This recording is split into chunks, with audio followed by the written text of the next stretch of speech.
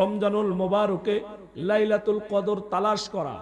লাইলাতুল কদরের জন্য আমরা কিছু ব্যক্তি আছি 27 তারিখ নির্দিষ্ট করে নেই, 27 তারিখে লাইলাতুল কদর খোঁজার জন্য মসজিদগুলো ভরে যায়।